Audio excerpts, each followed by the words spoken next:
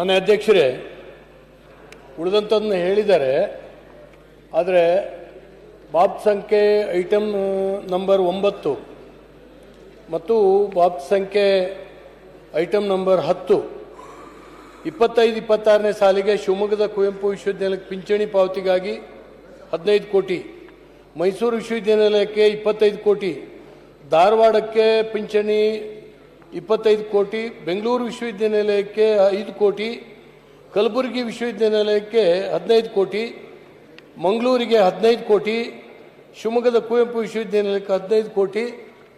ಇದನ್ನು ಪೆನ್ಷನ್ನಿಗೆ ಇಟ್ಕೊಂಡಿದ್ದೀರಿ. ನನಗೆ ತಿಳಿದ ಮಟ್ಟಿಗೆ ಅಧ್ಯಕ್ಷರೇ, ಧಾರವಾಡ ಒಂದು ವಿಶ್ವವಿದ್ಯಾನಿಲಯದಲ್ಲಿ ಸುಮಾರು 1740ಕ್ಕೂ ಹೆಚ್ಚು ಜನ ಟೀಚಿಂಗ್ ನಾನ್ ಟೀಚಿಂಗ್ ಸ್ಟಾಫ್ ನಿವೃತ್ತರಾಗಿ ಅವರು ಪಿಂಚಣಿಗಾಗಿ ಕಾಯ್ತಾ ಇದ್ದಾರೆ.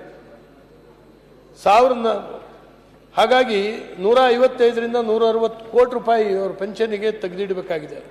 ನೀವು ಕೇವಲ 25 ಕೋಟಿ ಇಟ್ಕೊಂಡಿದ್ದೀರಿ. ನಾನು ಹೇಳೋದಿಷ್ಟೇನೆ, ಪೆನ್ಷನ್ ಯಾರು ರಿಟೈರ್ಡ್ ಆಗ್ತಾರೆ ಅಂತ ನಿಮ್ಗೆ ಗೊತ್ತಿರ್ತದೆ. ಪೆನ್ಷನ್ನಿಗೆ ಬಜೆಟ್ನಲ್ಲೇ ತೆಗೆದಿಟ್ಕೊಳ್ಬೇಕು ಹೊರತು ಪೂರಕ ಅಂದಾಜಿನಲ್ಲಿ ಇದನ್ನು ತೆಗೆದಿಟ್ಕೊಳ್ತೀರಿ ಅಂದರೆ ಹಾಗಾದ್ರೆ ನಮ್ಮ ಬಜೆಟಿನ ಸ್ಯಾಂಟಿಟಿ ಏನು? ಯಾತಕ್ಕೆ ಹಾಗಾಗ್ತದೆ?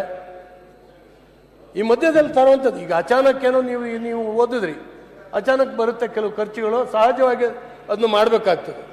ಆದರೆ ಇವೆಲ್ಲವೂ ಯಾರು ನೌಕರರು ನಿವೃತ್ತರಾಗ್ತಾರೆ ಅವ್ರಿಗೆ ಪೆನ್ಷನ್ ಯಾವಾಗಿಂದ ಸ್ಟಾರ್ಟ್ ಆಗಬೇಕು, ಇದಕ್ಕೆ ಎಷ್ಟು ಹಣ ಬೇಕು ಗೊತ್ತಿರ್ತದೆ.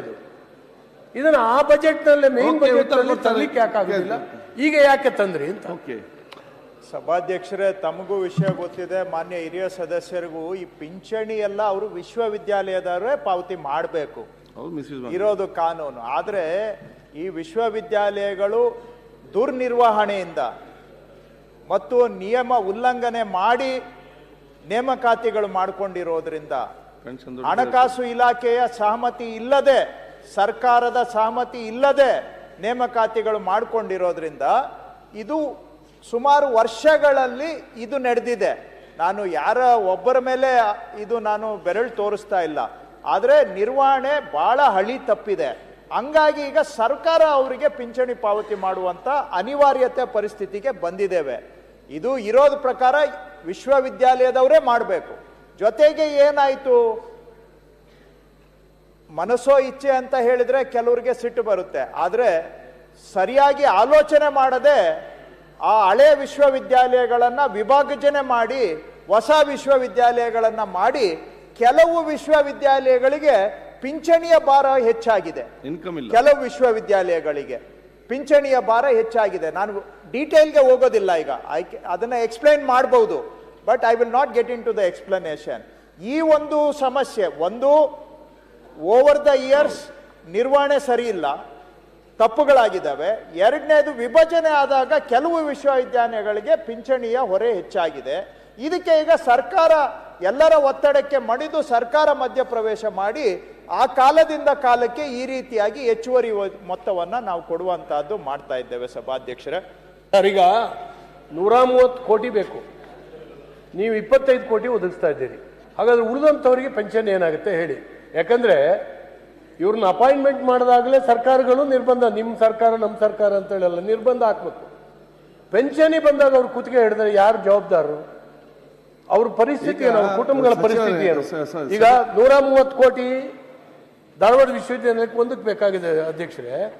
ಇವರು ಈ ಪೂರಕ ಅಂದಾಜಿನಲ್ಲಿ 25 ಕೋಟಿಗೆ ಪ್ರಸ್ತಾಪ ಮಾಡಿದ್ದಾರೆ. ಹಾಗಾದ್ರೆ ಉಳಿದಿದ್ದು ಏನಾಗುತ್ತೆ?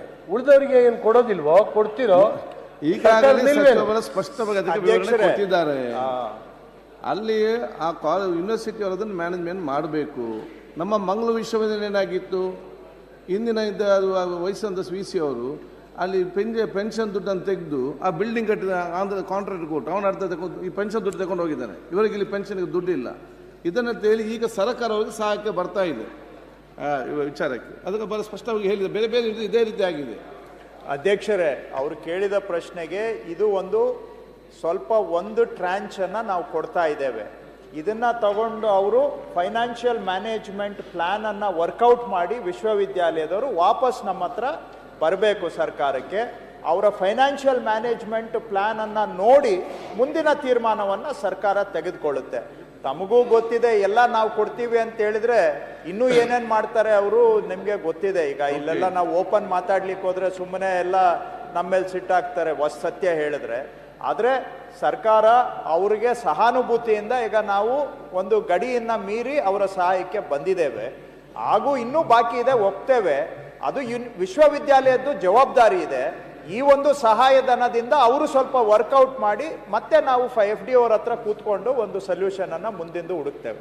ಯಾರಾಗ್ತಾರೆ MLA ಅಭ್ಯರ್ಥಿ 2028 ಶೀಘ್ರದಲ್ಲೇ. ಪ್ರತಿದಿನ ಒಂದೊಂದು ಕ್ಷೇತ್ರದ ಟಿಕೆಟ್ ಆಕಾಂಕ್ಷಿಗಳ ಸಂಪೂರ್ಣ ಮಾಹಿತಿ ಪೊಲಿಟಿಕಲ್ ಜರ್ನಲಿಸ್ಟ್ KM ಶಿವಕುಮಾರ್ ಅವರಿಂದ.